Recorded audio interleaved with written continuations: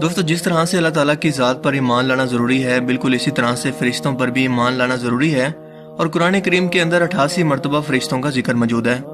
یعنی انسانوں اور جنوں کی طرح فرشتے بھی اللہ تعالیٰ کی پیدا کردہ نورانی مخلوق ہیں، جیسا کہ اللہ پاک ارشاد فرماتے ہیں، یہ لوگ کہتے ہیں کہ خدائے رحمان فرشتوں کی شکل کے اندر اولاد رکھتا ہے، سبحان اللہ، بلکہ فرشتے تو اللہ کے بندے ہیں جنہیں عزت بخشی گئی ہے، اور وہ اس سے بڑھ کر کوئی بات نہیں کرتے اور اسی کے حکم پر عمل کرتے ہیں۔ قرآن و حدیث کے اندر یہ بات بار بار ذکر کی گئی ہے کہ اللہ تعالیٰ نے انسانوں کو مٹی سے، جنات کو آگ سے اور فرشتوں کو نور سے پیدا کیا۔ اللہ تعالیٰ نے فرشتوں کی تخلیق ہی کچھ اس انداز کے اندر کی ہے کہ وہ اللہ تعالیٰ کے حکم کی نافرمانی کر ہی نہیں سکتے اور اسی کو پورا کرنے کے اندر لگے رہتے ہیں۔ جیسا کہ اللہ تعالیٰ نے قرآن کریم کے اندر ارشاد فرمایا، اس جہنم پر سخت کڑے مزاج کے فرشتے مقرر ہیں جو اللہ کے کسی حکم میں اس کی نافرمانی نہیں کرتے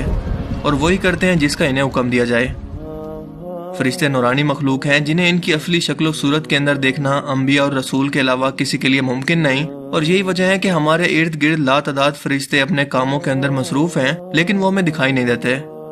اگر وہ انسانی شکل اختیار کر کے ہمارے سامنے آ جائیں تو پھر انہیں دیکھنا ممکن ہے۔ انسان کی نسبت فرشتے عظیم مخلوق ہیں اور ان کے اندر بعض چھوٹے ہیں اور بعض بہت ہی بڑے سائز کے، اور ان میں سے بعض کے 2 پر ہیں اور بعض کے 600 تک۔ جیسا کہ قرآن مجید میں ارشاد ہے، اللہ تعالیٰ کے لیے ہی ہیں تمام تعریفیں جو کہ آسمانوں اور زمینوں کا پیدا کرنے والا ہے، اور 2 3 4 پروں والے فرشتوں کو اپنا قاصد یعنی کہ پیغمبر بنانے والا ہے۔ اللہ کے رسول صلی اللہ علیہ وآلہ وسلم نے فرمایا کہ میں نے جبرائیل کو ان کی اصلی پیدائشی صورت کے اندر صرف 2 مرتبہ دیکھا ہے۔ میں نے انہیں آسمان سے اترتے دیکھا تو ان کا وجود آسمان سے لے کر زمین تک پھیلا ہوا تھا۔ بعض روایت کے مطابق جبرائیل علیہ السلام کے 600 پر دیکھے گئے اور ہر پر نے آسمان کو گھیر رکھا تھا۔ ان کے پروں سے مختلف رنگ کے قیمتی موتی بکھر رہے تھے۔ اللہ تعالیٰ نے فرشتوں کو انسانوں اور جنوں سے بھی کئی گنا زیادہ قوت و طاقت عطا کر رکھی ہے۔ نبی کریم صلی اللہ علیہ وآلہ وسلم نے جب طائف کے مقام پر وہاں کے لوگوں کو اسلام کی دعوت پیش کی تو آپ صلی اللہ علیہ وآلہ وسلم پر وہاں کے لوگوں نے ظلم و جبر کی انتہا کر دی اور آپ کو پتھر مار کر لہو لہان کر دیا۔ تو اس مقام پر حضرت جبرائیل علیہ السلام تشریف لائے، انہوں نے آواز دی اور کہا کہ اللہ تعالیٰ آپ کے بارے میں آپ کی قوم کی باتیں سن چکا ہے، اور جو ان لوگوں نے آپ کے خلاف قدم اٹھایا ہے وہ بھی دیکھ چکا ہے۔ آپ کے پاس اللہ تعالیٰ نے پہاڑوں کا فرشتہ بھیجا ہے، آپ ان لوگوں کے بارے میں جو چاہیں اس فرشتے کو حکم دیں۔ اس کے بعد پہاڑوں کا فرشتہ آپ سے مخاطب ہوا، اس نے آپ کو سلام کیا اور کہا کہ اے اللہ کے رسول، آپ جو حکم دیں گے میں اس کی تعمیل کروں گا۔ اگر آپ چاہیں تو میں دونوں طرف کے پہاڑوں کو ان پر لا کر انہیں ملا دوں جس سے یہ لوگ پس جائیں گے۔ اسی طرح سے حضرت جبرائیل علیہ السلام کی قوت اور طاقت کے بارے میں قرآن مجید کے اندر ارشاد ہے، اسے یعنی رسول اکرم صلی اللہ علیہ وآلہ وسلم کو زبردست طاقت والے فرشتے نے سکھایا جو کہ زور آور ہے۔ دوستو فرشتوں میں جس کی ذمہ داری جتنی بڑی ہے اس کو رتبہ بھی اتنا ہی بڑا دیا گیا ہے۔ مثال کے طور پر حضرت جبرائیل علیہ السلام، حضرت اسرافیل، حضرت اسرائیل اور حضرت میکائیل جو کہ فرشتوں میں سب سے زیادہ بڑا مرتبہ رکھنے والے اور اللہ تعالیٰ کے سب سے زیادہ قریب موجود ہیں۔ ان سب فرشتوں کے بارے میں پوری تفصیل سے ایک ویڈیو موجود ہے جو کہ اگر آپ دیکھنا چاہتے ہیں تو اس کا لنک آپ کو ڈسکرپشن میں مل جائے گا۔ اس کے علاوہ بھی بہت سارے ایسے بڑے فرشتے ہیں جنہوں نے عرش کی بہت بڑی ذمہ داریوں کو سنبھال رکھا ہے، لیکن زیادہ تر لوگوں کو ان کے بارے میں علم ہی نہیں ہے، اور آج کی اس ویڈیو کے اندر ہم انہی کے بارے میں ڈسکس کریں گے۔ مثال کے طور پر وہ فرشتے جنہوں نے اللہ تعالیٰ کا عرش اٹھا رکھا ہے، ان کے قد و قامت کے بارے میں نبی کریم صلی اللہ علیہ وآلہ وسلم فرماتے ہیں کہ مجھے ان میں سے ایک فرشتے کی قد و قامت بیان کرنے کی اجازت ملی ہے، اور اس کا وجود اتنا بڑا ہے کہ اس کا اندازہ اس بات سے لگایا جا سکتا ہے کہ اس کی کان کی لو سے کندھے تک کا درمیانی حصہ اتنا لمبا ہے کہ جتنی 700 سال کی مسافت، جبکہ تفاسیر کے اندر عرش اٹھانے والے فرشتوں کی تعداد 4 لکھی گئی ہے، جو اس قدر بڑے ہیں کہ 7 آسمانوں کو اپنے کندھوں پر اٹھا رکھا ہے اور انہیں قیامت تک ایسے ہی رکھیں گے۔ دوستو اگر خلا میں نظر دوڑائیں تو ایک ایک ستارے، سیارے اور پھر گلیکسیز کی جسامت اور فاصلہ ہمارے دماغ کو چکرا دینے کے لیے کافی ہے۔ صرف ہماری اس ویزیبل یونیورس کے اندر یعنی کائنات کا وہ حصہ جس کے بارے میں ہم جانتے ہیں، اور یہ 93 بلین لائٹ ایئر تک پھیلی ہوئی ہے، جبکہ ایکچوئل یونیورس جس کے بارے میں ہم نہیں جانتے یہ کتنی بڑی ہے اس کا کوئی اندازہ ہی نہیں ہے۔ یہ اتنی بڑی ہو سکتی ہے کہ جیسے کوئی گولف بال زمین کے کسی حصے پر موجود ہو، اور اس صورتحال کے اندر یہ گولف بال ہماری ویزیبل یونیورس ہے جبکہ زمین ایکچوئل یونیورس۔ اسی طرح سے طے بطے 7 آسمان موجود ہیں جو ان فرشتوں نے اپنے کندھوں پر اٹھا رکھے ہیں، تو اندازہ لگائیں کہ ان کی جسامت اور طاقت کا عالم کیا ہوگا، اور سب سے بڑھ کر کے انہیں پیدا کرنے والی ذات خود کتنی بڑی اور طاقتور ہوگی۔ ایک دوسری حدیث میں سیدنا انس رضی اللہ تعالیٰ عنہ سے مروی ہے کہ نبی کریم صلی اللہ علیہ وآلہ وسلم نے ارشاد فرمایا کہ عرش کو اٹھانے والے فرشتوں میں سے ایک فرشتے کے بارے میں مجھے یہ بتانے کی اجازت دی گئی ہے کہ اس کے پاؤں سب سے نچلی 7ویں زمین کے اندر ہیں اور ان کے کندھوں پر عرش ہے، اور ان کے دونوں کانوں کی اور کندھوں کے درمیان اتنی دوری ہے کہ اسے طے کرنے کے لیے پرندے کو 700 سال کی پرواز چاہیے۔ وہ فرشتہ کہتا ہے، یا اللہ تو پاک ہے، تو جہاں بھی ہو اور جہاں بھی ہے۔ آج سے 1400 سال پہلے عرب کے لوگ یقیناً لائٹ ایئر کے بارے میں تو بالکل نہیں جانتے تھے، اسی لیے سفر اور فاصلے کا بس ایک اندازہ دینے کے لیے ایک تیز رفتار پرندے کی 100 سال کی مسافت کی صورت میں یہاں پر بیان کیا گیا ہے، یعنی کہ وہ پرندہ مسلسل 100 سال تک انسانی وقت تک سفر کرتا رہے، تب جا کر ان میں سے ایک فرشتے کے کان اور کندھوں کے درمیان کا فاصلہ طے کرے گا۔ تو ہم سمجھ سکتے ہیں کہ ان کی جسامت کتنی بڑی ہوگی۔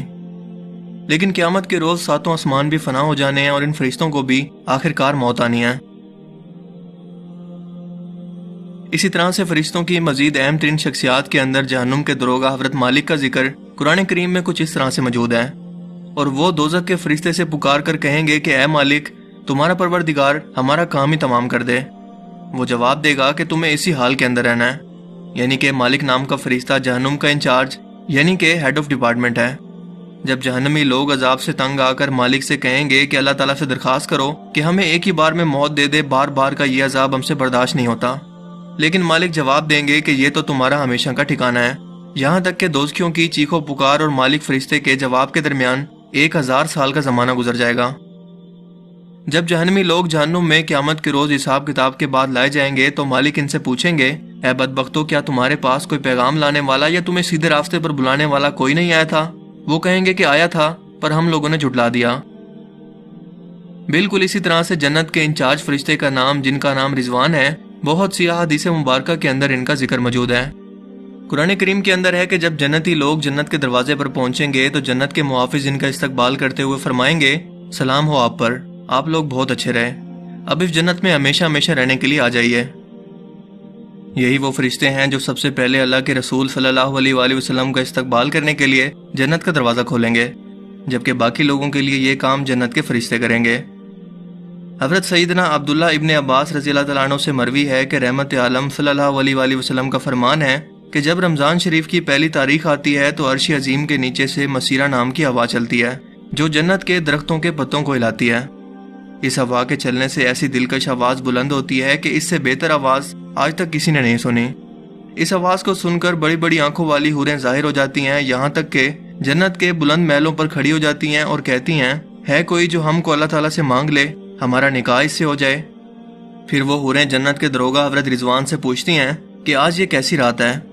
حضرت رضوان دروغہ جنت جواب دیتے ہیں کہ یہ ماہ رمضان کی پہلی رات ہے اور جنت کے دروازے امت محمدیہ کے روزے داروں کے لیے کھول دیے گئے ہیں۔ دوستو، قبر میں سوال کرنے والے فرشتوں کو منکر نکیر کہا جاتا ہے۔ نبی کریم صلی اللہ علیہ وآلہ وسلم نے ارشاد فرمایا کہ جب کسی میت کو قبر کے اندر رکھ دیا جاتا ہے تو سیاہ رنگ کی نیلی آنکھوں والے فرشتے، جنہیں منکر نکیر کہتے ہیں، اس کے پاس آتے ہیں اور اس سے سوال کرتے ہیں،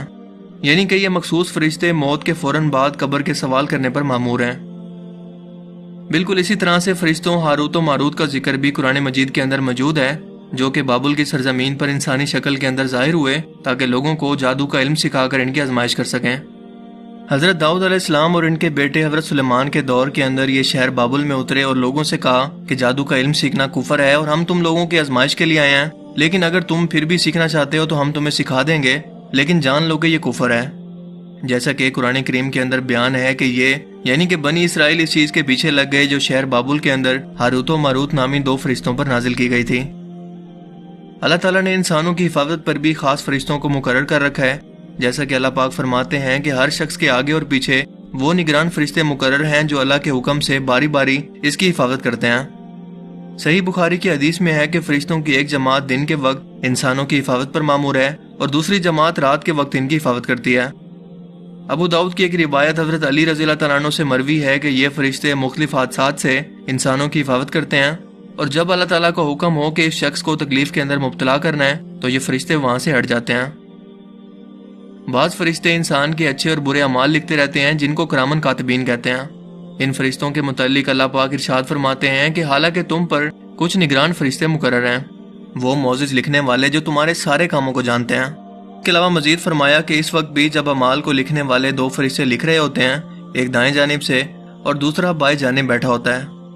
انسان کوئی بھی لفظ زبان سے نہیں نکال پاتا مگر اس پر ایک نگران متعین ہوتا ہے۔ کچھ فرشتے دنیا کے اندر گھومتے رہتے ہیں اور جہاں پر اللہ تعالیٰ کا ذکر ہوتا ہو، واعظ و نصیحت ہوتی ہو، قرآن کریم یا دینی علوم پڑھے یا پڑھائے جاتے ہوں، ایسی مجلسوں کے اندر وہ حاضر ہوتے ہیں تاکہ جتنے لوگ اس مجلس کے اندر اور اس نیک کام کے اندر شریک ہیں، ان کی شرکت کو اللہ تعالیٰ کے سامنے گواہی کے طور پر پیش کریں۔ دنیا کے اندر جو فرشتے بھی کام کرتے ہیں، ان کی صبح و شام تبدیلی بھی ہوتی رہتی ہے۔ نماز فجر کے وقت رات والے فرشتے آسمانوں پر چلے جاتے ہیں اور دن میں کام کرنے والے آ جاتے ہیں۔ عصر کی نماز کے بعد دن والے فرشتے چلے جاتے ہیں اور رات میں کام کرنے والے فرشتے آ جاتے ہیں۔ کیا آپ جانتے ہیں کہ فرشتوں کی ایک جماعت ایسی بھی ہے جس کی کوئی ذمہ داری نہیں ہے، ماں سوائے اس کے کہ وہ اللہ تعالیٰ کی تسبیح کے اندر ہر وقت مصروف رہیں؟ جس طرح سے دنیا کے اندر بیت اللہ کا طواف کیا جاتا ہے، بالکل اسی طرح سے آسمانوں پر اللہ تعالیٰ کا گھر موجود ہے جسے بیت المعمور کہتے ہیں۔ اس کا فرشتوں کی ایک جماعت ہر وقت طواف کرتی رہتی ہے، اور جس فرشتے کی ایک بار یہاں پر طواف کے اندر باری آ جائے، قیامت تک اس کی دوبارہ باری نہیں آتی۔ لیکن آخرکار قیامت کے روز ہر ایک مخلوق کو فنا ہونا ہے، جس کے اندر فرشتے بھی شامل ہیں، کیونکہ بادشاہ اور ہمیشہ رہنے والی ذات صرف اور صرف اللہ تعالیٰ کی ہی ہے۔ دوستوں، مجھے امید ہے کہ فرشتوں کے متعلق آپ کو اس ویڈیو سے اور بھی بہت کچھ نیا جاننے کو ملا ہوگا اور یہ ویڈیو آپ کو پسند آیا ہوگا۔ اگر یہ ویڈیو آپ کو اچھا لگا اور اس سے کچھ نیا جاننے کو ملا تو اس ویڈیو کو لائک کریں اور اسے دوستوں کے ساتھ بھی ضرور شیئر کریں۔ اب میں ملوں گا آپ سے ایک نئی انٹرسٹنگ ویڈیو میں، تب تک کے لیے اپنا بہت سا خیال رکھیے گا۔ Thanks for watching this video. اللہ حافظ۔